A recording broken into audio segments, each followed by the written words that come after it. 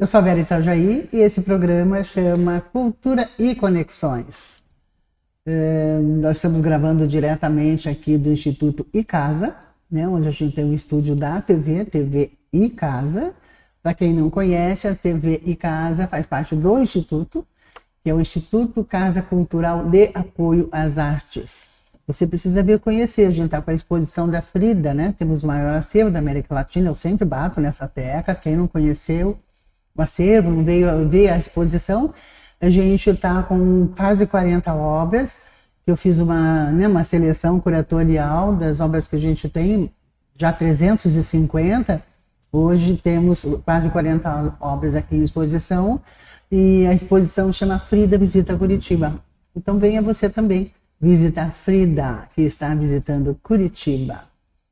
Gente, eu estou com uma pessoa tão bacana que hoje vocês vão conhecer. Ele chama Danilo Firmino. Tudo bem, Danilo? Tudo bom, Vera? Muito obrigado pelo convite. É uma honra estar aqui com você. Ai, que bacana. Eu até perguntei Firmino, porque é com E, né? Não é com... Tem alguns que são Firmino, né? Tem uma vertente dos Firminos. Tem, né? Firmino. Uhum. É teu sobrenome mesmo? É meu sobrenome mesmo. Ah, tá. E eu estava perguntando para você agora em off, né? Se você é de Curitiba, você falou sim. Você nasceu aqui? Eu nasci aqui em Curitiba, minha família é daqui. Na verdade, os meus pais são do interior do Paraná, do norte do Paraná. Do norte aonde? No Apucarana, Caloré, uma cidade pequena que tem perto de... No norte, lá perto de Apucarana mesmo. Então, eles vieram, quente aquela região do norte, né? Bem quente, terra pé vermelho. Que pé vermelho, fala, né? É verdade. E vieram para cá, né, para se desenvolver, né, para trabalhar. Sim. Mas eu nasci aqui. Né? Construir a vida, né? Você é o caçula? Eu sou o caçula. Nós somos em 3 meninos. 3 meninos, não veio nenhuma menina? Não veio nenhuma menina. Você tem sobrinhas? Tenho 2 sobrinhas, o meu irmão mais velho já tem 3 filhos e 2 são meninas. São meninas. Então, sempre dá uma equilibrada, né? Sempre dá uma equilibrada. Porque eu tenho certeza que os seus pais querem, além dos netos, também querem uma netinha, né? Ah, com certeza. Ficam babando. Ficam babando, né? Eu imagino. E me conta essa história de geração, você é a segunda, indo para a terceira geração de uma empresa de contabilidade. Conta isso para nós. Olha, a gente com certeza vai ter pessoas aqui muito curiosas, querendo saber como é que funciona tudo isso, que dá uma dor de cabeça, né? Para as pessoas que não entendem, eu sou uma delas, que não entendo direito de contabilidade, então a gente tem que aprender. Exatamente. Bom, a minha família, né, o meu pai fundou o escritório de contabilidade há 52 anos atrás. Já passou de meio século. Então, já passou de meio século. Então, não é muito comum você ver empresas, não só escritório de contabilidade, mas empresas no geral que durem tudo isso. Tudo isso. Né? Então, que é um orgulho, né, para as gerações todas, assim, né, da família. Que bacana. Muito. Então, estamos na terceira geração, eu estou na segunda, então o meu irmão já tem um filho que já comanda tudo lá, então já toma conta de tudo. E é algo que veio se desenvolvendo ao longo dos anos, né? Porque o serviço, né, a prestação do serviço contábil, apesar de ser algo bem burocrático, mas isso veio se transformando ao longo dos anos. Então a gente teve que acompanhar toda essa mudança, se adaptando, a modernização. Nova tecnologia também, né? Olha que loucura que é isso, né? Porque nos últimos 20 anos ou mais, você já vem trabalhando. E aí tem... Se atualizando, né? Exatamente. Tem até uma história curiosa em relação a isso, que quando eu entrei, eu não era da área da contabilidade. A contabilidade foi a minha segunda formação. Eu me formei primeiro em Relações Internacionais. Eu queria ser diplomata, então eu estava em outro caminho. Outra cabeça. E aí, posteriormente, que eu resolvi, né, ajudar a família, que meu pai já estava prestes a se aposentar, então aí sim eu fui trabalhar no escritório. Fui participar ali de todas as funções bem operacionais para entender o que estava acontecendo, porque não dá para chegar lá e querer mandar se você não sabe do que se tratam as coisas. Colocar a mão na massa. Exatamente. Né? Saber direitinho. Colocar a mão na massa. Então, quando eu cheguei, eu precisava entender tudo, de onde vem, para onde vai cada coisa, o que era tudo aquilo que acontecia dentro da empresa. E aí eu tive uma ideia de entrar em contato com várias outras empresas de contabilidade em Curitiba, e para mim só me restava ser o mais sincero possível, que é, olha, eu sou o Danilo, eu sou filho do seu José Firmino, a gente tem um escritório de contabilidade pequeno aqui em Curitiba, e eu gostaria de conhecer a sua empresa. Se você puder, né, me abrir essa oportunidade, eu gostaria de ir aí, conhecer, saber como que você faz, os processos. E eu imaginei que eu não fosse ter resposta positiva em relação a isso, porque, né, alguém pedindo para vem aqui, abra toda a tua empresa para me explicar. E surpreendentemente, quase todos me responderam positivamente. Que bacana. E aí eu pude ter né? muito. E aí eu pude, né, conhecer no detalhe, e aí eu comecei a me inspirar para saber quais as mudanças que a gente precisava fazer na nossa empresa, baseado nessas outras empresas que eram mais modernas, eram maiores. Sim. Então eu tive essa sacada ali no começo. E um feedback bacana. Muito. Que interessante. Então, a partir disso que a gente foi transformando e mudando tudo, né? Agora me diz uma coisa, como é que ficam? Isso faz parte do contador também, do escritório de contabilidade, né? Orientar o cliente, essas questões do NR1, não sei mais o quê. Como é que é isso aí? O que acontece é o seguinte, o governo ele começou a estipular algumas regras, né, de cuidados psicossociais que você deve ter ali dentro da empresa. Então, aos poucos o governo vem cada vez implementando mais controles, né? Primeiro ele vai a parte burocrática dos impostos e depois ele vai melhorando, digamos assim, as condições, né, para fazer com que os patrões, né, os empresários, tenham mais cuidado com os seus funcionários. Então, essas regras da NR1, por exemplo, são regras de cunho psicológico, digamos assim, o que a empresa pode fazer, né? O que a empresa pode e deve fazer. Para um funcionário não chegar a ter uma crise de burnout. Exatamente. Porque cada um fala de um jeito. Exatamente, né? Então, por tem enquanto, muito isso por aí, muito, principalmente hoje a gente vai sendo tomado cada vez mais pelo excesso de produtividade, né? Você pensar antigamente como eram as relações de trabalho, claro que cotas, né, para cumprir metas. E hoje em dia com internet, com inteligência artificial, então a gente vai sendo levado a cada vez mais ter uma produtividade.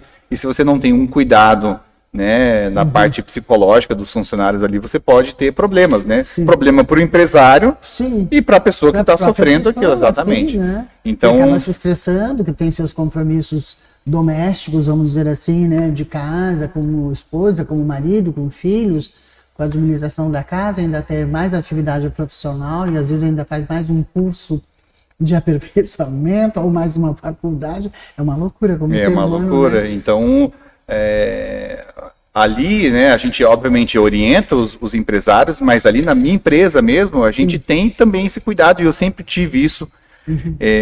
Porque eu vejo que quanto mais você consegue manter o funcionário saudável ali, né, mais ele gosta de trabalhar com você.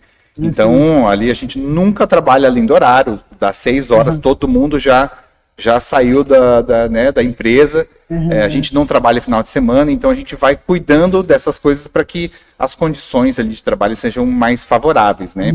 Então, mas faz parte também da contabilidade orientar, assim, os empresários em relação a isso também. Faz parte. Porque as pessoas têm, às vezes, poucos funcionários, dependendo da empresa, né? Mas alguns têm um número maior, assim, e as pessoas acabam se estressando, né? Muito. Antigamente as relações de trabalho eram mais duras, assim, né? Eu acho que acontecia com muito mais frequência de empregadores que às vezes não cumpriam com as regras e mantinham relações ali meio, né, questionáveis, assim, com seus... Exatamente. Vezes, né? Eu vejo que hoje em dia mudou bastante, né? Então, acho que é a minoria que isso acontece, mas ainda assim, o governo tem que colocar as regras ali para ir cada vez mais evoluindo. Exatamente. Agora, achei tão interessante porque você tem uma jornalista amiga que é uma assessora de imprensa. Exatamente. Eu entendo que todas as empresas precisariam ter uma assessoria de imprensa. Precisam porque é um trabalho diferente. A pessoa física precisa, o profissional independente também, para que as pessoas saibam o que ele está no mercado, que produto ele tem, que serviço ele oferece, né? Então fica escondidinho, pouca gente conhece, porque não é porque você está lá, né? Eu costumo falar assim, não é porque eu estou no Instagram, ou no Facebook, ou no YouTube que as pessoas me conhecem, que a gente tem uma sensação, que todo mundo conhece a gente ali, né? Você tem 5 mil, não sei quantos mil seguidores, né? Alguma coisa assim, mas não é verdade, né? Exatamente. Eu acredito que a assessoria de imprensa é um trabalho complementar em relação ao marketing. Sim. Então você precisa ter uma estrutura de marketing, né? Pelo menos pensar nas ações de marketing que você vai ter, né? Para a tua empresa, para a tua pessoa física, mas a assessoria de imprensa ela vem como um complemento, né? E para mim isso ajudou bastante na minha jornada. Eu conheci a Verônica no BNI, que é você conhece também, né? Você tá também? Eu participo do BNI, isso. Tá. Então eu conheci ela através do BNI e a gente fez essa parceria aí bem interessante. E as coisas, eu já consegui conquistar várias coisas super bacanas com a assessoria de imprensa e com o marketing em si. Porque é interessante, você veja só, a empresa que seu pai começou, criou, fundou, já há mais de 50 anos, que você falou há pouco que você fez contato com alguns escritórios de contabilidade. E de repente eles poderiam não conhecer o escritório que está há 50 anos no mercado. Exatamente. A partir do ano que você tem uma assessoria de imprensa, eu sei quem é. Ajuda, você está envolvido dos veículos de imprensa, então isso é super necessário.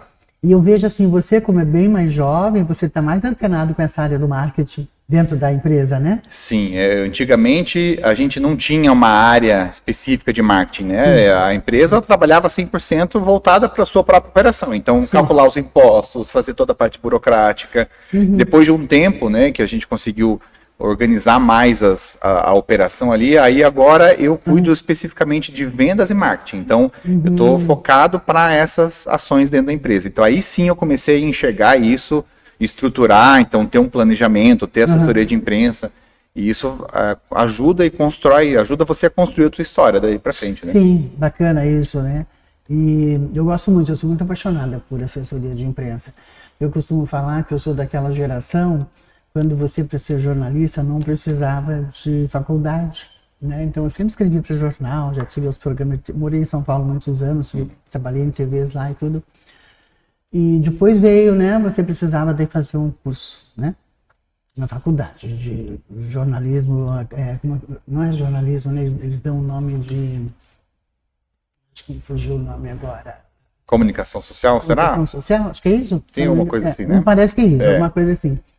Daí, hoje em dia, não sei mais se voltou novamente essa regra, né, de precisar ter essa formação. Mas eu sempre fui muito apaixonada por isso. Nas épocas que eu fazia as minhas colunas sociais, agora estou retomando ela na revista, né? Mas eu gostava também de fazer isso, sabe? De colocar a foto da pessoa, o nome, colocar a atividade de trabalho, fazer uma historinha em cima ali da empresa, não sei o quê. Sempre gostei desse lado. Por isso que eu fico encantada com o trabalho da Verônica também. Agora me diz uma outra coisa, eu fiquei curiosa quando você falou que você fez uma faculdade para você ser embaixador? Não, eu tinha embaixador, diplomata, eu queria ser diplomata. Então eu me formei em Relações Internacionais. Posteriormente fiz uma especialização na Federal em Sociologia Política. Então eu estava inteiramente focado, né, para isso, para seguir carreira diplomática. Obviamente que tem um concurso a ser feito, super concorrido, que normalmente as pessoas ficam ali anos estudando, né? O Instituto Rio Branco em Brasília. Em Brasília. Mas em algum momento entra, né? Em algum momento entra. Claro. Se você tiver o foco e tiver condição de permanecer estudando, porque eu acho que você precisa também de condição para isso, porque parar a tua vida, se dedicar só para estudo, né, é complicado. Mas depois eu fui vendo a necessidade... O famoso pai patrocinador, né? Exatamente. Então, aos poucos eu fui analisando novamente, né, o que eu tinha decidido, porque eu acho que eu fiquei muito assim, não, eu quero ser diplomata, fui fixando isso na minha cabeça e fui meio que parando de enxergar outras possibilidades. E só posteriormente, eu já estava formado, que eu comecei a pensar na contabilidade, mesmo tendo um pai e um irmão contador, né, eu nunca precisei entender muito de contabilidade, porque afinal de contas você tem um pai e um irmão contador, por que você mesmo vai precisar entender disso, né? Então eu sempre fui, sempre foi de lado. Porque você não tinha ainda uma empresa sua, vamos dizer. Exatamente. Você agora preciso de um contador, então tem meu pai, tem meu irmão. Não, exatamente. Então, posteriormente, eu fui trabalhar numa multinacional do ramo alimentício, né? E aí era na área de finanças. E aí eu comecei a ficar um pouco mais esperto para isso, fiquei atento ao meu pai, que já estava querendo se aposentar, né? O escritório era um escritório pequeno. E aí sim eu iniciei uma nova formação, aí fui fazer ciências contábeis, porque senão você não pode nem participar lá, não pode ser o responsável técnico pela empresa, por exemplo. Então, aí posteriormente que eu fui fazer, então eu comecei ali de baixo, né, apesar de obviamente ter, né, já uma empresa ali que eu podia atuar, mas de baixo no sentido das funções operacionais, desde baixo ali para poder entender. Varrer o chão da fábrica, como diz. Exatamente. Começar de baixo mesmo, né? 2 mais 2 são 4 ali, para ver onde é que as coisas estão e se encaixam, Perfeito, né? Então, aí depois que eu fui construindo isso aos poucos, e aí modernizando a empresa, né? Que foi o ponto máximo, assim, trazer essa modernização, porque a relação, né, a empresa que o meu pai criou há 50 anos atrás não é mais a mesma empresa de hoje. Né? As relações mudaram, a relação com o cliente mudou, o tipo do serviço, né, que é prestado também mudou, então aquilo, né, na época do meu pai, a contabilidade era feita no livro manual. Então, aquilo era passado manualmente. Bem primário mesmo, que era assim que funcionava. Era assim que funcionava, né? Na época do meu pai, quando você fazia a declaração do imposto de renda, você fazia num disquete, que hoje em dia, se duvidar, as pessoas não sabem nem o que é disquete. É verdade. Fazia num disquete e entregava na Caixa Econômica Federal. O disquete físico. Olha só. Então, era assim que era feita a declaração do imposto de renda na época. Então, muita coisa foi mudando, né? O surgimento de grandes players do mercado também, com outro porte, né? Empresas que receberam muito aporte financeiro, por exemplo, uma Contabilizei da vida, que é uma empresa super conhecida. Então, tudo isso mexeu muito com o mercado de prestação de serviços contábeis. Então, todo mundo precisou rapidamente se agilizar, porque senão perdia cliente, né? Então, eu sempre falo assim que foi um processo de trocar o pneu com o carro andando. Interessante, Porque o negócio já estava acontecendo. Não pode parar, né? Não pode parar. E vai tocando. E nenhuma decisão também muito brusca, porque não dá para chegar lá e querer causar uma grande revolução. E aí com isso, você perde funcionário, perde cliente. Então, você tem pessoas que você, né, se responsabiliza, depende daquele trabalho, então você precisa ter muito cuidado, ser um pouco mais conservador nas decisões, mas ainda assim não deixar de tomar essas decisões, não deixar de fazer as mudanças, né? Que são necessárias. Que são necessárias, exatamente. Mas é interessante essa questão de quando você tem seus colaboradores, né? A gente hoje em dia não fala mais empregado. Né? Sim, exatamente. Seus colaboradores. E a gente tem essa consciência de que não dá para mandar embora. Você olha para trás, já está com você 5, 10, 15 anos, já construiu uma família, você conhece todo mundo, conviveu ali, né? Acompanhou até o nascimento dos filhos. Como é que fica isso, né? Pois é. Tem que segurar essa peteca, manter a empresa estável, né? Exato, você tem que... Vocês têm funcionários antigos? Eu assim, tenho. Colaboradores Tenho antigos? Funcionários antigos, tenho clientes também, bem antigos, tem cliente de 30 anos que está com a gente já, e tenho também os colaboradores que são mais antigos, nenhum, obviamente, de tanto tempo assim, mas hoje em dia a gente tem... um turnover que a gente fala, né, que é a troca ali dos funcionários, é muito menor do que a gente tinha antigamente, justamente por essas condições melhores que a gente foi colocando, porque não é só o salário que você paga, né? É muita outra coisa, muitas outras coisas envolvidas, até porque se você for depender... Tem outros valores, essas outras coisas, né? Perfeitamente. Valores, né? Se você for depender só do salário, sempre vem alguém e faz uma proposta e leva o teu funcionário embora. Até porque o mercado da contabilidade é um mercado muito aquecido. Muito aquecido mesmo. Então, assim, a pessoa que é dedicada, que é esforçada ali e tem a formação, ela não fica sem emprego. É muito difícil de ficar sem emprego, né? Hoje eu vejo que outras empresas de contabilidade abordam diretamente os meus colaboradores via LinkedIn, para fazer propostas, Funciona o LinkedIn, né? Funciona. Para todos os aspectos. Então, por isso que a gente foi criando uma forma de trabalho ali que fosse interessante, né, pro pessoal. Então, não fazer microgerenciamento, que era algo que acontecia com mais frequência no passado, né, porque as relações de trabalho eram diferentes. Então, hoje em dia a gente não faz microgerenciamento, a gente se preocupa com o resultado entregue ali no mês, que tem que ser entregue. Então, criamos essas condições de trabalho mais agradáveis ali, modernizamos bastante a empresa também, então um ambiente, né, com plantas, bem iluminado, confortável, decorado. Porque o escritório de uma contabilidade nunca foi decorado, né? Nunca foi decorado. Agora você tem assim, o famoso design de interiores, tem uma harmonia, né? Perfeito. No mobiliário, né? Perfeito. Nas plantas. Tem um lugarzinho para eles assim. Tem também para eles descansarem, tem. A gente fez É que assim, isso foi tudo antes da pandemia, quando a gente montou a nossa nova sede e construímos ali, ficou bem bonito, bem amplo.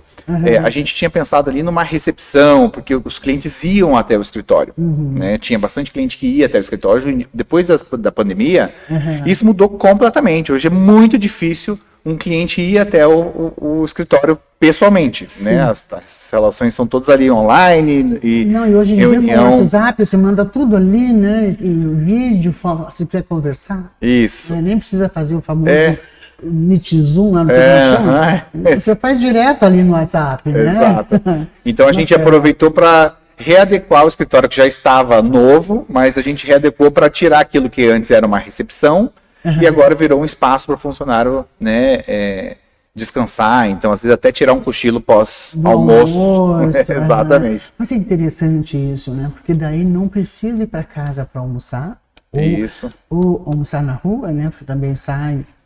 Exatamente. Porque se tem um lugar gostoso, confortável, que a pessoa se sinta à vontade, almoça, fica ali, dá um cochilinho, que é uma delícia, um cochilinho. Nossa, nem me fale. Não é verdade? Exatamente. Não é uma dormidinha, não, é só um cochilinho. É só aquela, para recuperar aquela energia ali necessária. Às vezes é questão de 5 minutos, 15 minutos no máximo, assim, já repõe, né, tudo exatamente, isso. Ai, mas que bacana. Vamos trocar um pouquinho de assunto, depois a gente volta para as contabilidades. Com certeza você tem mais coisas, novidades para contar para a gente.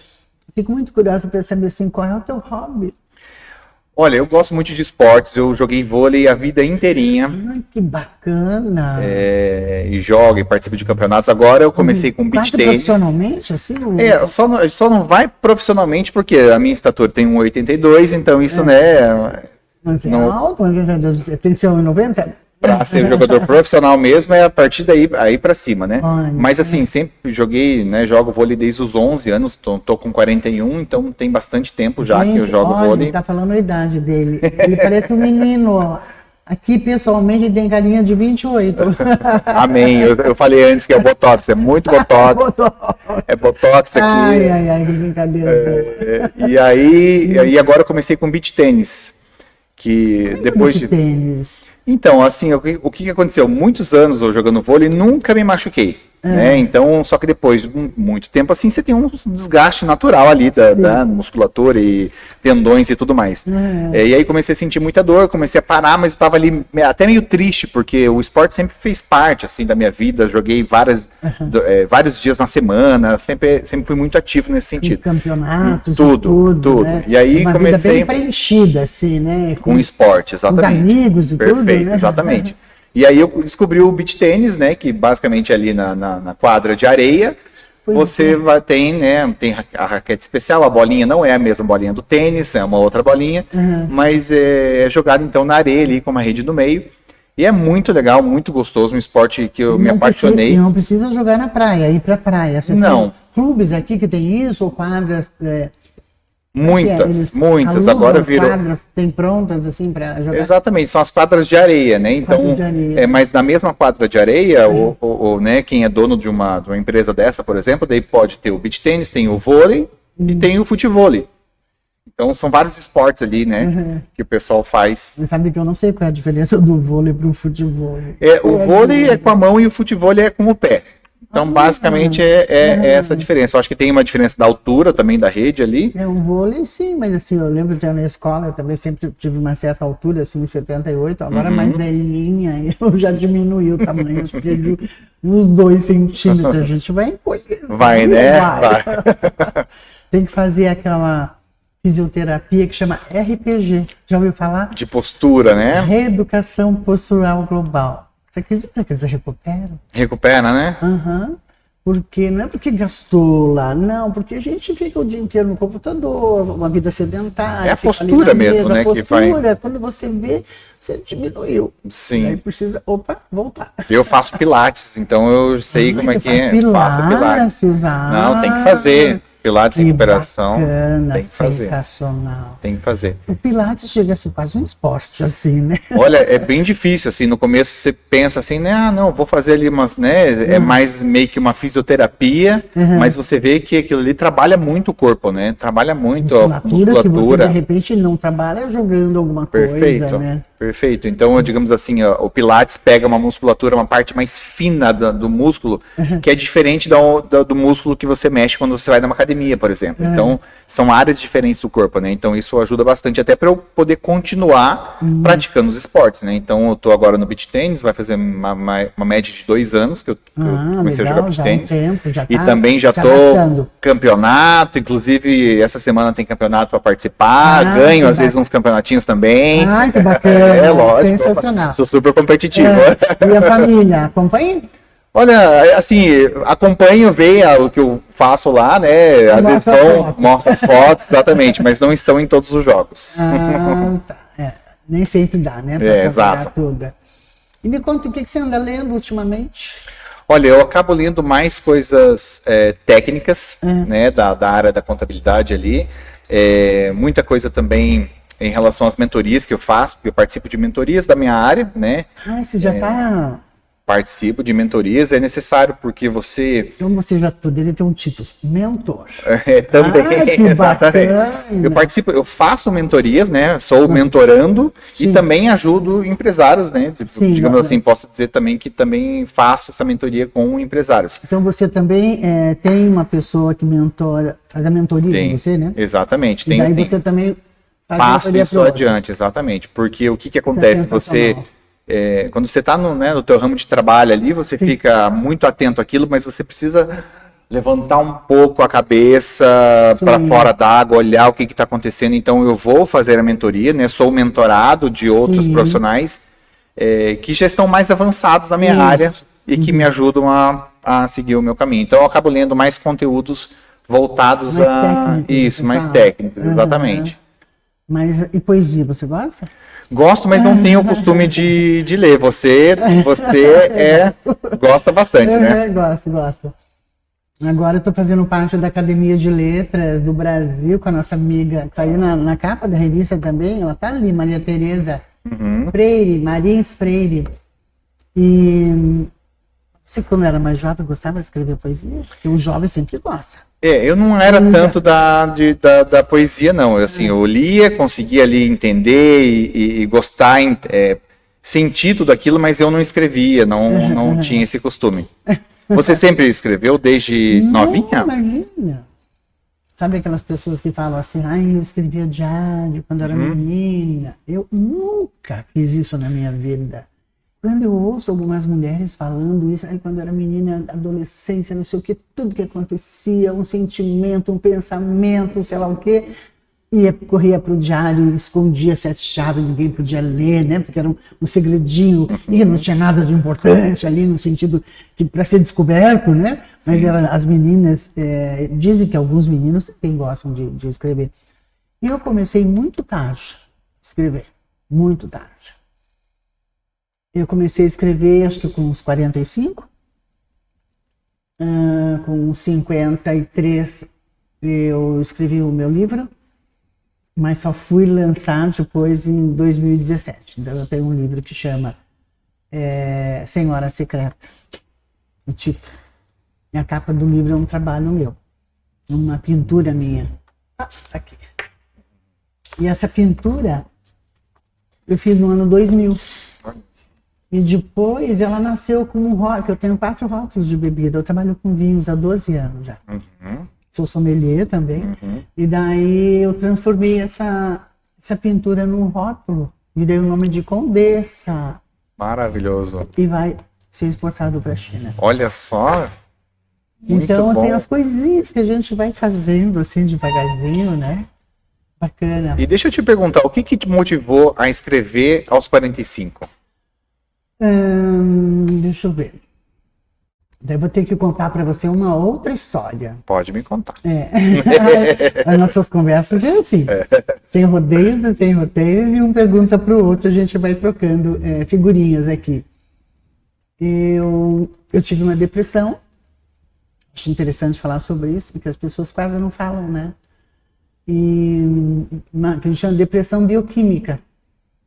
Uma menopausa precoce que eu tive aos 30 anos. Uau, né? E daí fiquei anos em depressão, mas me tratando, fazendo psicanálise. Eu fiz psicanálise durante quase 22 anos, como paciente. Mas não direitinho assim, né? Fiz 5 anos, parei 3, fiz 8 anos, deu 22. E me apaixonei tanto pela psicanálise que fui buscar formação como psicanalista. Então, eu sou psicanalista, atendi durante 12 anos, agora não atendo mais. Resolvi me dedicar só para a arte, porque eu sou pintora e sou escultora há mais de 40 anos, 45, 47 já. E daí foi a partir disso, né, das análises, dessa busca do autoconhecimento, desse mergulho na noite escura da alma, que quem não passa por isso... Tem que passar, né? Tem que passar. Porque senão depois a vida cobra. A vida cobra. Cobra. Tem que passar. Eu gosto muito, eu estudei um pouquinho de teologia, e eu gosto muito daquele profeta maior do Velho Testamento, que eu sou apaixonada por ele, Ezequiel. Não sei se você conhece um pouquinho. Não conheço tanto, não. É do Velho Testamento. E Ezequiel, no livro de Ezequiel 37, tem um título que fala, Ezequiel 37, capítulo 1, por ali, vai até o 6º, é curtinho. Fala sobre o Vale dos Ossos Secos. E quando você faz a leitura dentro da visão psicanalítica, é a famosa noite escura da alma. Então, quando a gente passa por isso, sua vida muda completamente. É muito interessante. Você já teve alguma experiência dessa natureza? Olha, eu fiz muitos anos de terapia, né? Então eu sou super adepto, indico para todo mundo que tiver oportunidade deveria fazer. Com certeza. Porque o processo muito para a alma, né? Para o corpo, para a mente, né? Quando a gente fica com, né, a vida vai colocando vários desafios para a gente, várias dificuldades, e a gente vai processando aquilo. Se a gente não para, né, porque quando você, né, obviamente você sabe muito mais do que eu, mas quando você para na frente de alguém para poder contar aquilo, você precisa necessariamente estruturar com começo, meio e fim, para você poder ter uma sentença para falar aquilo. Quando você põe aquilo, você já reprocessa aquilo de uma outra forma. Então, isso aí é ouro, né? Então, eu fiz mais de 10 anos de terapia. Agora eu dei alta para minha terapeuta um pouco. Você deu? Eu dei alta para ela, de mim um pouco. Mas assim, mas ela já está avisada que qualquer coisa eu já volto rapidinho já. Não, eu vejo isso é para a vida toda, sabe? Daqui 3 anos, 5 anos, 10 anos, você volta lá, tem mais uma caixinha para limpar, para fazer a profilaxia, né? Muito. Porque é tão importante isso. E como a gente cresce, né? Como é bacana em compreensão da vida, né? Porque a vida é muito complexa, né? É complexa. O ser humano é muito complexo. E são várias vertentes, né? Vários caminhos possíveis dentro da terapia ali, da psicologia. Eu sou bem junguiana, assim, eu sou muito apaixonada. Tem essa questão mais assim espiritualista, né? Um grande xamã, né? Quase ninguém fala isso, mas a gente conhece um pouquinho mais. Mas de vez em quando você tem que ter um pouco de postura lacaniana, né? Precisa, né? Então, assim, eu achei esses vários caminhos possíveis dentro da psicanálise, dentro da psicologia, depende muito de como que você processa os seus próprios sentimentos, né? Então, tem gente que prefere algo um pouco mais duro, mais direto, e funciona melhor nessa dinâmica. Né? Eu já me culpo bastante pelas coisas no geral, assim, eu precisava de algo que fosse um pouquinho mais acolhedor. Então, para minha sorte, não precisei ficar pulando de terapeuta em terapeuta. A primeira que eu encontrei, maravilhosa, a doutora Maria Helena Pelanda. Ah, que bacana. Olha aí, doutora Maria Helena Pelanda. Depois eu vou pedir para você, quem você indicaria para a próxima entrevista aqui para estar no seu lugar? Vou já pensar aqui, enquanto a gente está conversando, já vou maquinar aqui as próximas indicações. Que bacana. Eu gosto disso, sabe? Porque daí Eu falo que você me ajuda, facilita. É interessante quando você está aqui, né, compartilhando com o público a tua trajetória, a tua história. E daí, puxa, quem você gostaria, né? Que tivesse aqui nesse bate-papo gostoso, com certeza. informal, compartilhando a vida. Passa uma lista. Ai, que bacana, muito bom isso.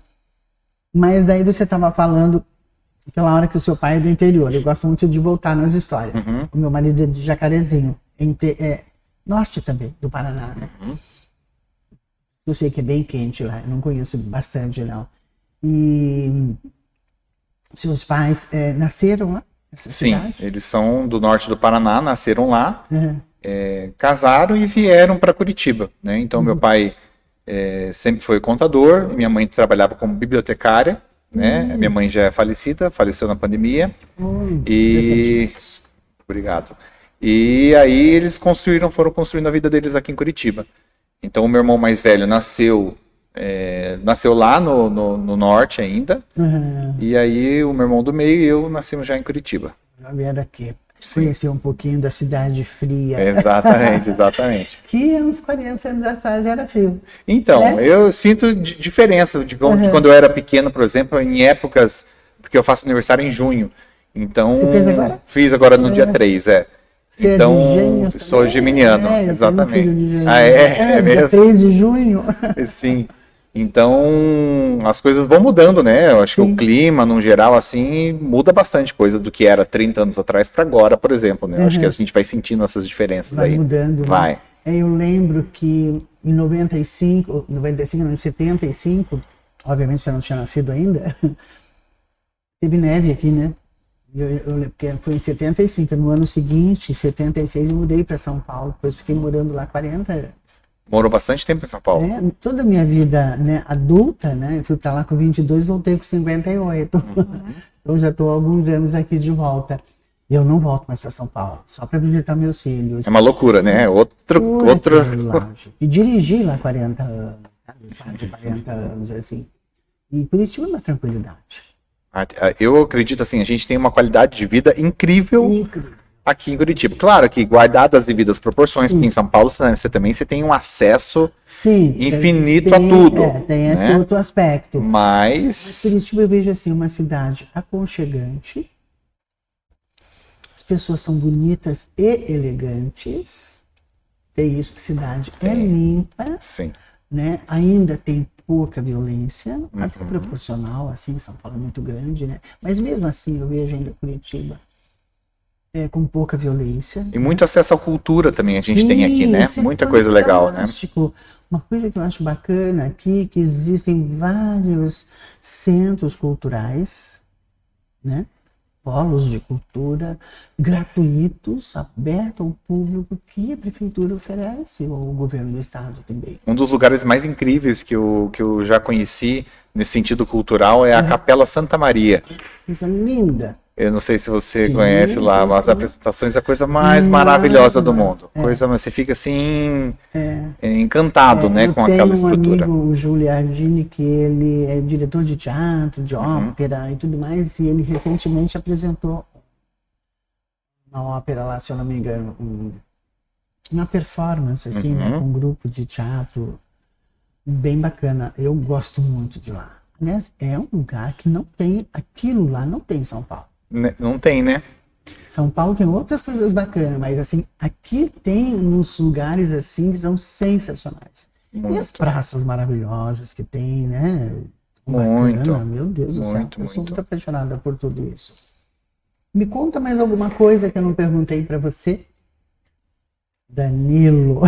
Então, Você, eu gostaria tanto de contar essa história para você. Eu sou pai de pet, eu tenho gatos, eu não sei se você gosta de bicho ou não. Olha, eu gosto de cachorro. De cachorro? Não que eu não gosto de gato, eu também gosto, mas não sou apaixonada. Por cachorro talvez eu seja um pouquinho mais, nem tanto. Meu marido que é apaixonado por cachorro. Eu gosto, mas assim, eu não gosto dentro de casa, muito menos no sofá, nem no meu tapete. Muito menos na cama do quarto. Eu tenho 2 gatos, eu tenho a Sofia de 11 anos e o Theo de 1 ano. Exato. São 2 gatos maravilhosos, de raça, coisa mais linda do mundo. Eles são muito carinhosos. Agora virou uma coisa assim que eu não consigo nem viajar direito se eu não deixo alguém organizado para ir lá em casa e cuidar dos bichinhos, coisa mais amadinha. Eles são muito... Assim, bichinho... O que é? Um aninho? Um deles tem 1 ano e a outra tem 11. Então são bem... mais velhinho, exato. E eles são muito amados, né? O bichinho, assim, é uma coisinha muito inocente, depende totalmente da gente, tá 100% disposto a dar amor pra gente, sem muita coisa em troca.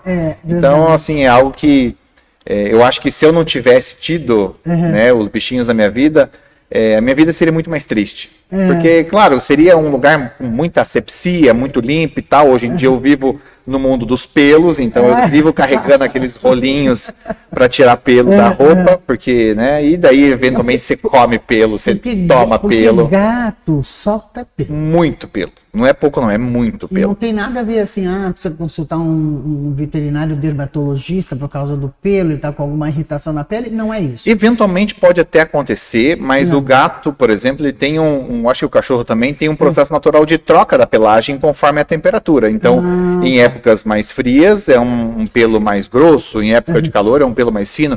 Então, vai trocando e aquilo constantemente vai caindo o pelo, né?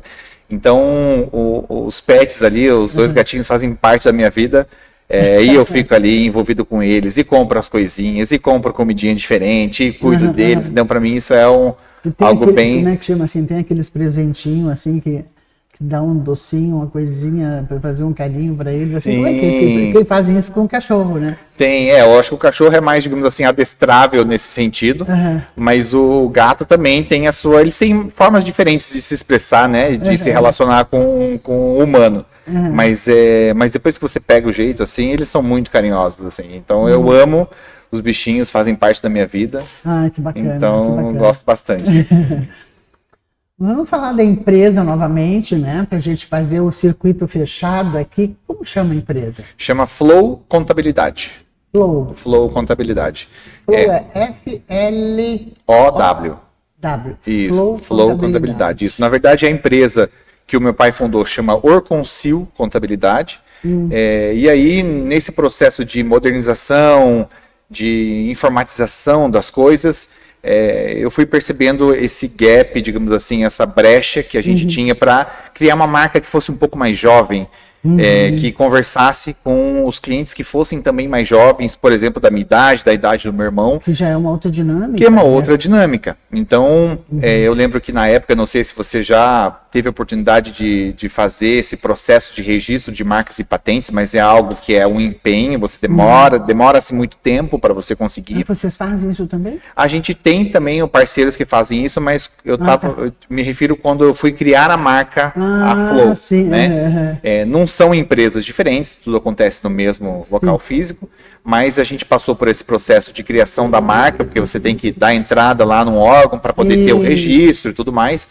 Isso levou ali cerca de 4 anos, 5 anos para conseguir. Mas como como é que a gente chama? Burocrático? É bem burocrático, porque o que acontece é o seguinte, você... E lento ao mesmo tempo, né? Muito, porque você dá entrada num pedido, o que acontece? Demora-se muito tempo, porque uma vez que aquele registro é teu, é você que tem o direito de uso daquele nome. Então, quando você dá entrada, digamos assim, todo o Brasil tem esse acesso, porque é um órgão, né, geral. Então, todo mundo que já usa esse nome por algum motivo, eles podem contestar o teu pedido, digamos assim. Então, esse processo fica ao longo de muitos anos. Você pode usar esse nome para outras áreas. Podem usar para outras áreas. Inclusive, na época, eu assistia bastante aquele podcast chamado Flow. Então aí eu pensei, me inspirou. Aí eu criei, aos poucos as coisas foram dando certo. Eu gosto quando a gente tem uma referência, eu gosto muito de buscar referências também, sabe? Para algumas coisas minhas, assim, é bem interessante. E parece que eu fui no timing certo, porque na sequência, porque quando você dá a entrada nesse pedido aí lá no INPE, né, que é o órgão responsável. INPI, né? Isso, exatamente.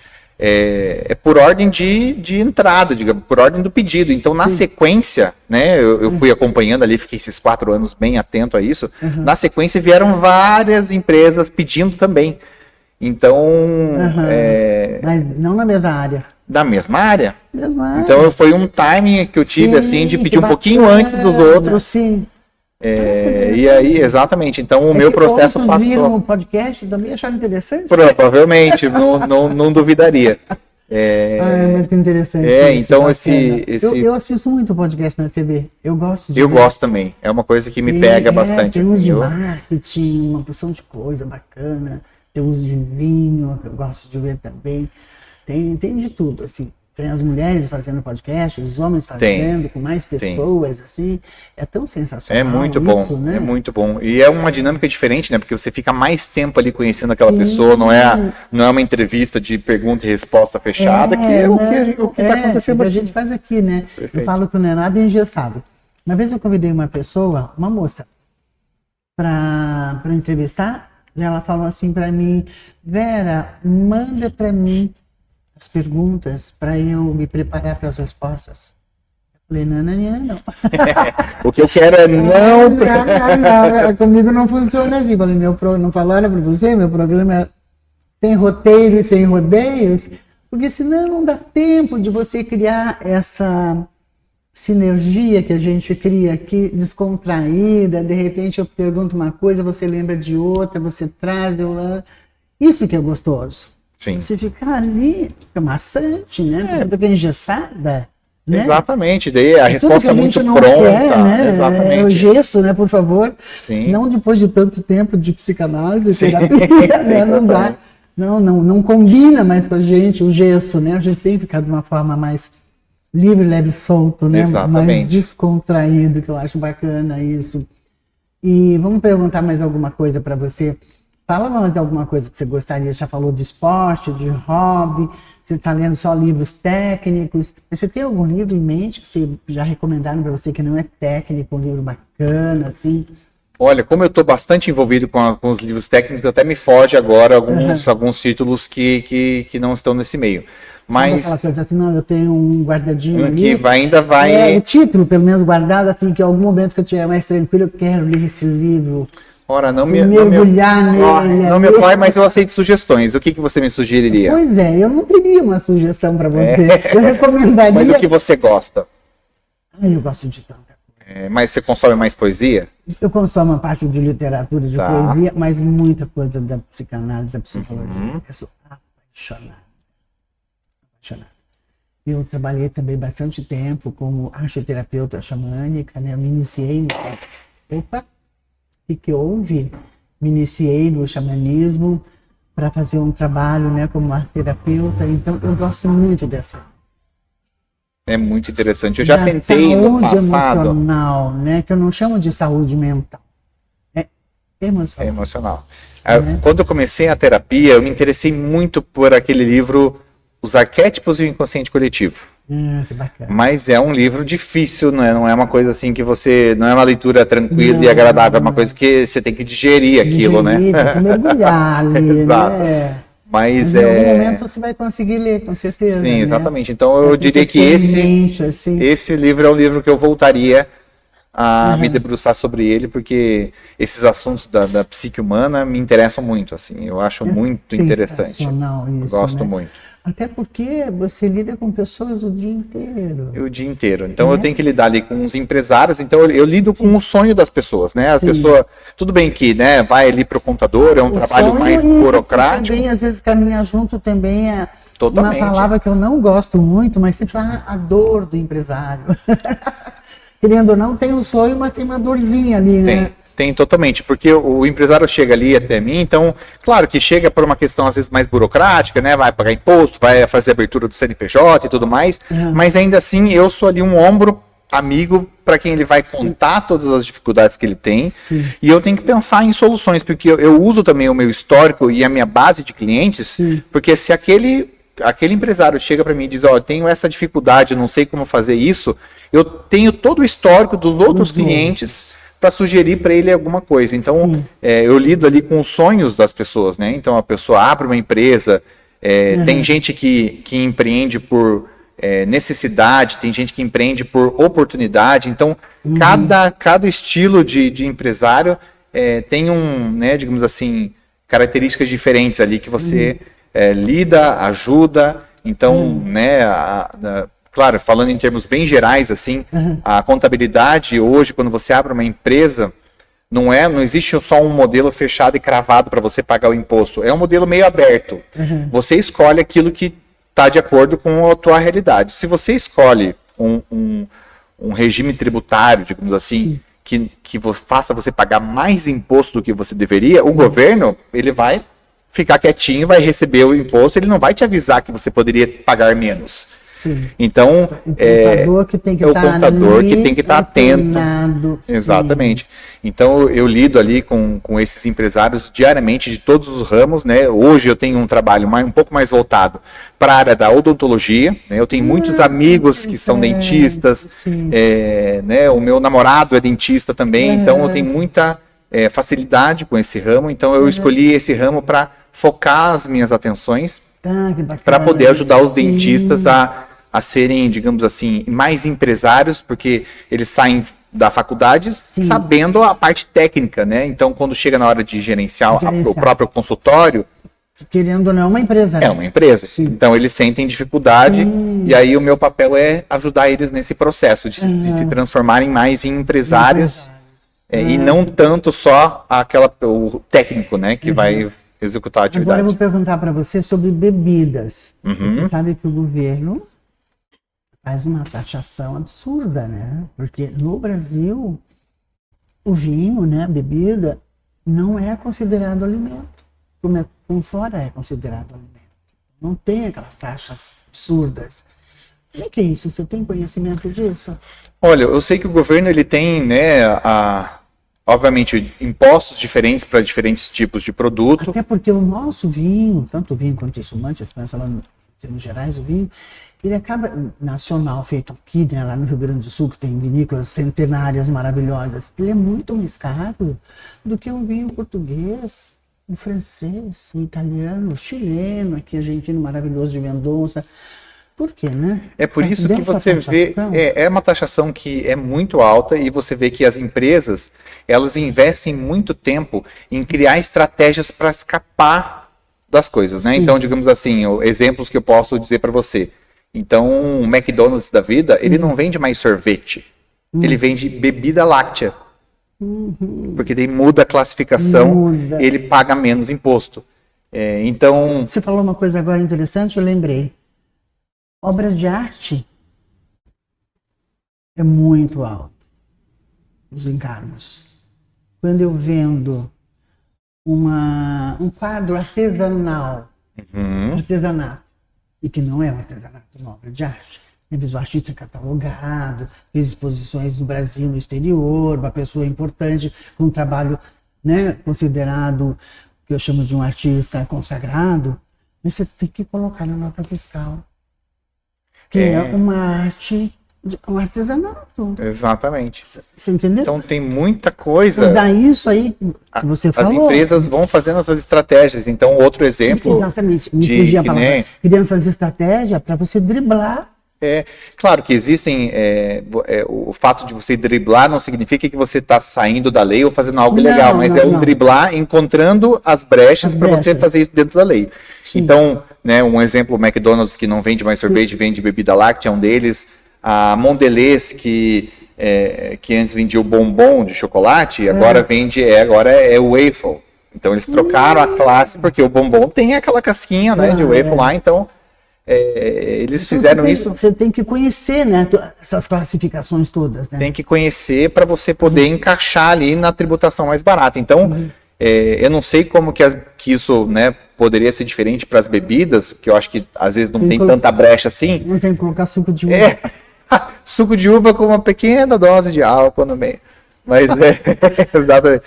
Mas, assim, são impostos muito mais caros. A gente não quer fazer coisa errada, você não, entendeu? Exatamente. Temos que encontrar dentro da lei, tudo dentro da lei, gente. Isso, tudo dentro da lei, mas tem que buscar alternativas. Perfeito, né? Perfeito. Onde o governo não perde, a gente também não perde. Exatamente. Então, aí o governo vai dosando aquilo, né? Se você, por exemplo, se você consegue aquele produto muito mais barato externa, né, no exterior, por exemplo, ele vai criando taxas para que não fique tão barato para evitar que o consumo seja totalmente voltado para o exterior, né? Então ele vai taxando tudo para que você acabe recorrendo ao produto nacional, né? Então esse tipo de protecionismo acontece muito também, né? Mas então, é uma pena, porque uma pena. Eu trabalho com vinhos, né, já há 12 anos, e eu vejo as pessoas falando, Vera, você vende vinho nacional? Eu falei, sim, também vendo nacional. Ai, mas o argentino é muito mais barato, o chileno não sei o quê. Não, eu trabalho com chileno, com argentino, trabalho com outros vinhos. Mas eu gosto muito de trabalhar com os nossos vinhos. Afinal, nós temos vinícolas aqui centenárias. Temos.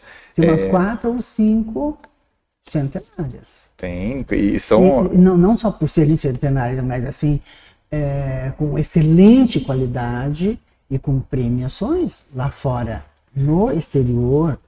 Tem, eu já tive a oportunidade de, nacionalmente eu não fui em nenhuma, mas eu fui já para Mendoza. É a coisa mais maravilhosa do mundo, né? As vinícolas que tem lá, então assim, a gente tem aqui nessa região, né, muita...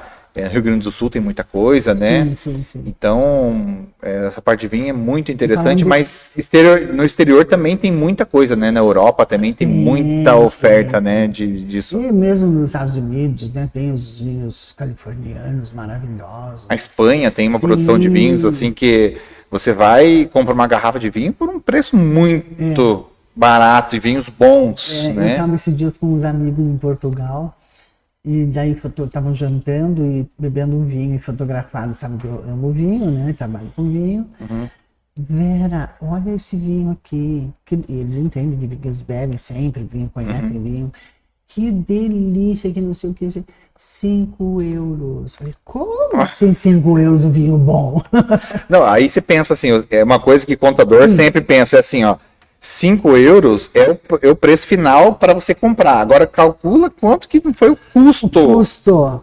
Porque 5 euros é o valor com o lucro. Os 5 euros seriam 60 reais hoje, mais ou menos. Acho que até menos, né? Menos, acho que tá o quê? Uns 6? Não lembro. Uns 6 reais o euro. Então, assim, 5 euros é o produto já com o lucro. Agora calcula o custo, então assim, ínfimo, né? Se muito você pensar baixo. em termos porque está sendo vendido no restaurante, né? E restaurante... Então, fora o lucro do restaurante, não é nem exatamente assim, fabricante. Se você comprar exatamente na vinícola, que seria um preço de atacado, quanto? Imagina. 2 euros, 3. Se duvidar, a garrafa custa mais caro que o produto. Sim! Né? Deus, que coisa absurda, né? Sim, que loucura. Exatamente. Mas, querido, vamos conversar mais alguma coisa boa, conte mais. Estamos encerrando o nosso programa, né? A gente tem 1 hora para bater esse papo gostoso aqui. Eu tenho uma pergunta para você, na verdade. Eu fiquei muito curioso, eu achei o teu acervo da Frida Kahlo a coisa mais maravilhosa do mundo. Eu já tive a oportunidade de estar na Cidade do México, então fui lá. Você foi? Fui, na casa da Frida, achei muito legal. Aqui nós demos o nome também de Casa Azul de Frida. E eu queria saber como que começou o teu interesse pela Frida? Eu já pinto há muitos anos, né? Então, quando eu comecei a pintar, na década de 80, na década não, já no ano 80 mesmo, eu estava grávida do meu filho Bruno, e o Bruno nasceu em 81. Então, desde 80 eu pinto. E a minha professora, ela deu para alguns alunos, assim, ela escolheu alguns livros, né? Olha lá, para a gente ir aprendendo, né? Mexer nas cores, luz e sombra, não sei o quê. E para mim veio o livro da Frida. Eu nunca tinha ouvido falar em Frida Kahlo, não sabia. E daí, nossa, aquelas flores lindas na cabeça, aquela coisa maravilhosa, né? Que ela pintava muito, assim, autorretrato, né? Tanto que tem frases dela que eu acho, assim, antológicas, né? Que falam assim, Frida, por que você se pinta tanto? Só você, né? Os autorretratos. Eu pinto a mim mesma porque eu sou a que mais me conheço. Ai, você arrepia até outra frase dela maravilhosa, antológica, assim. Onde não te sentires amado, não te demores. Essa é conhecidíssima. Essa sim. Uma coisa espetacular. Eu gosto muito. E daí, há 6 anos atrás, eu queria desenvolver um trabalho ligado às artes. E eu trabalhei muito tempo como arte terapeuta, voltada, né, para o xamanismo, o resgate do sagrado feminino. E daí, então, eu queria fazer um trabalho com as mulheres. Eu atendi muito tempo muitas mulheres nesse período de menopausa, que elas têm depressão, tudo aquilo que eu vivenciei. Depois eu estava prontinha, curada para atendê-las, né? Para poder ajudar. Exatamente. Então fica assim, um cego guiando outro cego, né? Não dá, né? Sim. E daí eu falei, puxa vida, não tem nenhuma mulher que tenha uma história de superação como Frida. Mulher que eu digo artista, né? Daí comecei a ler mais coisas sobre ela, ainda me aprofundar mais, ver mais filme, mais documentário. Quando foi esse ano agora, dia 6, segunda-feira, vai fazer 7 anos desse projeto. A gente quer ter um museu da Frida aqui em Curitiba, né? Daí eu fiz preparei um banner, coloquei no Instagram, no Facebook, não lembro agora. Artista, Projeto Frida, né? Artista, doe uma Frida. Então eu pedia para eles pintarem Frida e doarem para a gente construir um acervo. Porque se eu não tenho acervo, eu não tenho museu, né? Precisava ter um acervo. Sensacional. E daí a gente veio. Hoje já temos 350. Eu tenho um artista que é tão apaixonado pela Frida que quando eu comecei o projeto, ele foi um dos primeiros que doou uma Frida pequenininha de 30 por 30. Depois ele chegou a me doar de 1,5 por 1,5. Olha só. Ele, só um artista, tá? 33 Fridas. 10% do teu acervo é desse artista. Como que ele chama? Roberto Rodrigues. Ele Roberto nasceu Rodrigues. em... Justamente esse que está ali atrás de você. E aqui é dele também. O outro aqui. Aqui também. Ele é de Ponta Grossa, talentosíssimo, capacidade extrema. Ele pinta 10 Fridas por dia, assim, 10 obras de arte. E um processo assim... Criativo, Nossa, uma coisa espetacular. Mas ele deve estar na Alemanha agora, porque ele morou 8 anos na Alemanha, uns anos atrás, depois ele voltou para o Brasil, passou uma temporada por aqui, foi esse período que ele pintou pra gente, e depois acho que voltou para a Alemanha, se eu não me engano, hoje em dia acho que ele está na Alemanha. Eu tenho artistas que doaram uma, outros doaram 2, 3, 4, outros doaram 6. Tem uma história muito interessante de um menino que ele, japonês, ele era irmão de um outro menino que era meu assistente, o Kawai. Ele não era pintor, ele desenhava, como ele era japonês, descendente, né, de japonês, ele fazia aqueles desenhos de... Os japoneses usam, tem um nome da... Você sabe aquele desenho que os meninos japoneses usam? Eu não sei, agora não lembro. Não é mangá, não, né? Mangá? Ah, tá. É japonês isso? Isso, acho que é. Era isso. Ele só desenhava isso. Mas eu vi aqueles traços de desenho tão bonito no caderninho dele. E eu falei assim, eu vou comprar uma tela para você, uma tinta e pincel. E daí dei um livro da Frida. E você pinta. Eu, não, mas eu não sei pintar, eu nunca pintei. Se deu um mal-estar, uma dor de barriga, uma dor no estômago. Não, você desenha super bem, é só você fazer o desenho dela, como você faz no mangá. Eu tinha um olho para desenho, uma coisa espetacular. E daí você escolhe as cores que você vê no desenho dela, você vai pintando naquelas cores. Ele fez uma tela, passou mal. Depois de uma semana ele voltou, fez mais 2. Só que depois do total ele fez 6 telas de doação. Olha só. Nunca havia pintado. Então ele não era um artista. Dom, né? Ele se tornou um pintor. O artista é um outro processo, mais lá na frente, né? Mas hoje ele está no Japão, não sei se ele está pintando. E você veja como é que pode isso, quer dizer, que todos nós, né? Qualquer ser humano tem essa capacidade de pintar. Eu sou uma artista abstracionista, tanto na pintura quanto na escultura. E tem artistas que são mais figurativos, né? Eu, quando faço alguma coisa figurativa, que eu não sou boa de desenho, não sou boa do figurativo, eu faço alguma coisa com os traços que eu chamo a la Picasso. Sim. Tanto que o meu rótulo da Frida, do espumante Querida Frida, eu tenho espumante e o rótulo chama Querida Frida. Ai, que legal. E a gente tem a foto aí, não tem, né? Do espumante Querida Frida. Não, mas acho que eu não tenho mais lá na geladeira. Eu só estou com o rótulo antigo lá, estou com o rótulo novo agora, mas acabou essa remessa. De vez em quando eu faço umas remodeladas assim, no rótulo, fica bem bacana também. E então qualquer um pode pintar. Você já pintou? Nunca pintei, eu me interesso muito por cultura, principalmente por música. Eu fiz muitos anos aula de canto, então que bacana. sempre gosto muito. Trabalhei um tempo antes de estar na contabilidade, tive uma produtora cultural um tempo, porque eu sempre tive facilidade de lidar com as coisas mais burocráticas, então os artistas que muitas vezes precisavam fazer os seus projetos e colocar os músicos, então eu pegava, transformava tudo aquilo na parte burocrática e fazia a inscrição, né, nos editais todos que tinham. Você fazia então tudo eu isso? fazia tudo isso. Hoje em dia não faço mais, mas tenho ainda um pouco de conhecimento, sei como funcionam as coisas. Também tive muita ajuda, né? Fiz aula de piano um tempo, não toco, mas sempre adorei, assim.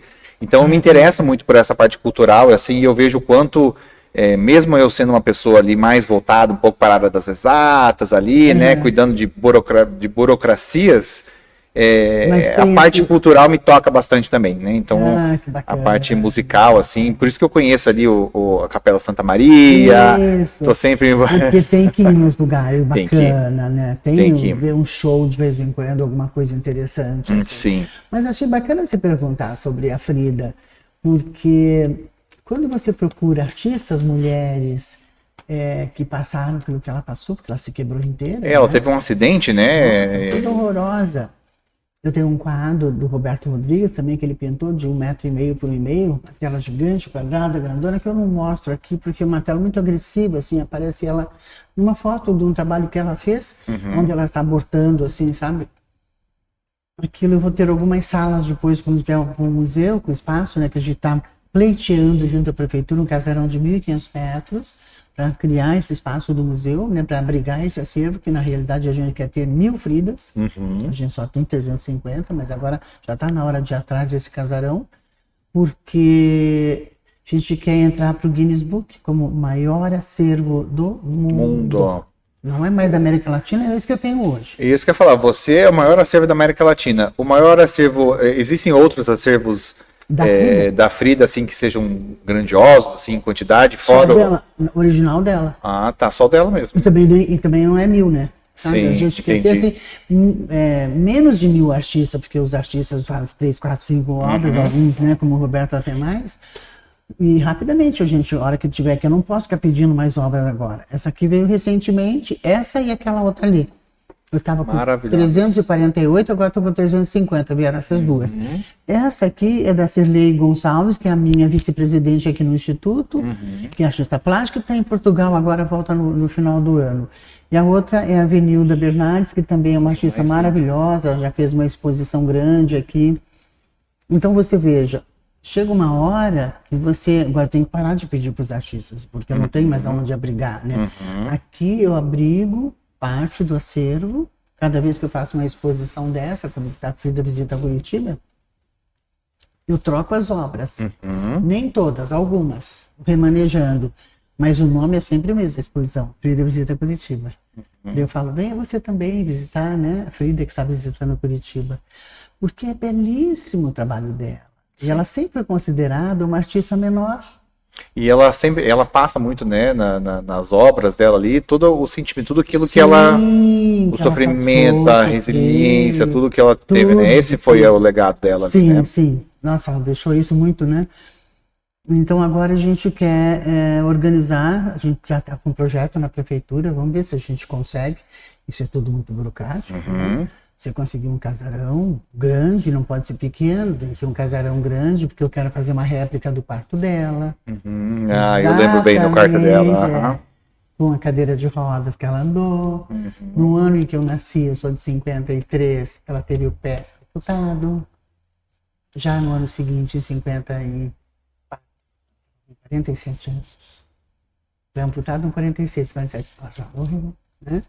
Nossa, o que sofreu, né? Meu Deus do céu. E as pessoas ficam muito assim, você sabe que nem todo mundo me aprova nesse projeto. Eu tenho artistas que amam. Cada vez que eu peço alguma coisa para eles pintarem Frida, falam, velho, eu estava em depressão, depois que eu comecei a pintar Frida, estou tão feliz, sabe, tudo está funcionando. Saindo da depressão. Vai olhar para a história da Frida, não dá para ter depressão, né? Pelo amor de Deus, né? Exatamente. perfurou o útero, além de quebrar a coluna, não podia ter filhos. Meu Deus do céu. E tudo que ela queria realizar a maternidade dela, nem dava para entender, né? Porque ela era bissexual, mas tinha essa questão com o marido dela, né? Ela queria filhos e não pôde ter, né? Por causa desse acidente. E até a relação dela foi bem conturbada, né? Foi com o Diego. Meu Deus do céu. A gente tem uma Frida, tá bem no cantinho lá. Bem, a última, lá de cima, de longe não dá para ver. Tem o desenho dele aqui. Aqui deu para ver. Sim. Lá nas obras dela tem. E nós temos também as 10 principais obras da Frida. Olha só. Ela tem, né, uma relação das 10 principais, a gente tem. Olha só que maravilha. Que Roberto Rodrigues pintou. Foi ele que pintou também? Sim, ele... Não desfazendo dos outros artistas, por favor, cada um com seu estilo. Mas o Roberto, ele tem assim, uma facilidade muito grande no figurativo, né? Bem contemporâneo, assim. Coisa sensacional, assim, muito, muito bacana. E para visitação aqui do espaço, como que funciona? É aberto de quando a quando? Quando que eu posso vir aqui para apreciar as obras? Eu costumo falar que as terças e quintas é o dia da visitação de Frida. Tá. Porque daí a gente cobra uma taxinha, né, para ajudar na manutenção, claro. E nessa taxa eu entrego um esfumante Querida Frida. Ai, que demais! Então já vou, a próxima terça já estou aqui já. Pois é, né, bacana isso, das 14 às 17, tá. Né, daí seria durante o dia. Perfeito. Eventualmente, se combinar com o Vera, eu tô com 3, 4 pessoas amigas, mas só podem à noite, não sei o quê. A gente faz uma reserva, né? E eu vou estar aqui. Eu fico sempre aqui, trabalho até tarde da noite, vou para casa sempre muito tarde. Principalmente hoje, né? Quarta-feira, né? Eu sempre fico aqui até tarde. Mas os outros dias eu também vou para casa 8, 8h30, 9 horas. Nunca vou mais cedo, porque você se envolve com o escritório, com tanta coisa para fazer, quando você vê, passou o horário. Não, e nem sempre você consegue fazer tudo em horário comercial, né? Às vezes você precisa de um pouco do silêncio da noite para que as coisas aconteçam também um pouco, né? Exatamente. Agora eu estou com um projeto bem grandioso, bacana, e como você falou que se mexe com essa questão dos projetos também, quero trocar umas ideias. Vamos conversar, com certeza. Sensacional. É isso aí. Encerramos nosso programa. Queridos, que bom que vocês estiveram com a gente até agora, né? Quem teve essa paciência dessa nossa conversa gostosa, descontraída. Venha você também participar. Olha que gostoso. Deixar gravado, esse programa é ao vivo, mas depois ele fica gravado. Você pode ver também os cortes dele no Instagram, no YouTube. Eu falo que um programa que você tem, né, você falando, contando a sua história, a sua trajetória, é sempre um legado, né? E para deixar um legado assim mais concreto, venha participar também como personalidade da capa da nossa revista, belíssima revista, que também é um legado, né? Exatamente. Quero você na capa da revista, personalidade da capa, maravilhoso.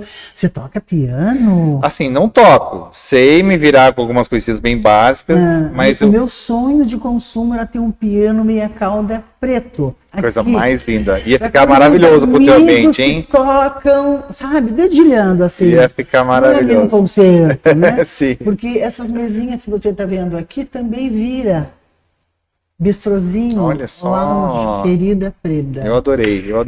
Com certeza virei. Tem o menu, né? Tem que marcar sempre com 48 horas. A gente tem no mínimo 12 pessoas, né? Um pouquinho mais às vezes. E a gente faz um jantarzinho, bate um papo. Maravilha, bom, né? Maravilha. Eu estarei aqui com certeza. Fazer o convite da feijoada, é verdade. Nesse sábado agora, dia 4, né, de julho, a gente está realizando a segunda feijoada da Querida Frida. Feijoada da Frida. Então, venham, né? Amanhã é o último dia que eu peço assim para confirmar o nosso convite. Vou passar o nosso WhatsApp. O meu WhatsApp eu nunca atendo, tá? Telefone é só texto e áudio. Então é 41 99973 3337. Dá uma luzinha lá, fala, Vera, faz uma reserva de mesa para mim, tá bom? Nossa feijoada custa R$ 98 e acompanha uma latinha de cerveja e uma caipirinha de vodka. Para quem gosta, não é Isso bom? aí, Ai, maravilhoso. que delícia, né? Então tá bom, gente. Muito obrigada para quem esteve conosco até agora. Depois vão estar vendo mais alguma coisa, né? No Instagram e no YouTube. Uma boa noite a todos. Fala o que você quer agora, precisa dar o teu Instagram agora também. Meu Instagram, então, fiquem ligados, @Danilo Fermino, acompanha lá os meus conteúdos, falo sobre contabilidade, sobre gestão empresarial, então aguardo vocês no meu Instagram. O Instagram você deu? É o Danilo Fermino. Danilo, @, Danilo Fermino. Tudo junto. Tudo junto, exato. Tá. E o teu telefone é público também? Pode também, Então dá. 41 99963 7065. Repete. 99963 7065, se estiver precisando, estou à disposição. Isso, eu acho interessante quando tem o celular público, que às vezes a pessoa quer entrar em contato, fica lá às vezes no Instagram. Quantas vezes eu quero fazer um contato e não acho o telefone não acha, pessoa, né? E tem o tal do Linktree lá, que tem um monte de coisa lá dentro. Então, quando você dá o telefone, assim, a pessoa que quer conversar com você, quer tirar uma dúvida, quer saber o endereço. Já manda um WhatsApp e está tudo resolvido. Isso, se você está abrindo uma empresa, perfeito, né? Está querendo criar uma realização de um sonho, né? Porque perfeito, tem pessoas que saíram da empresa de CLT, para se transformar, abrir uma empresa própria, né? Abrir uma empresa própria, porque é um sonho que tinha antigo e tudo mais. Olha aqui, venha conversar com o Danilo Fermino. É isso aí. Querido, obrigada. Muito obrigado. Até mais.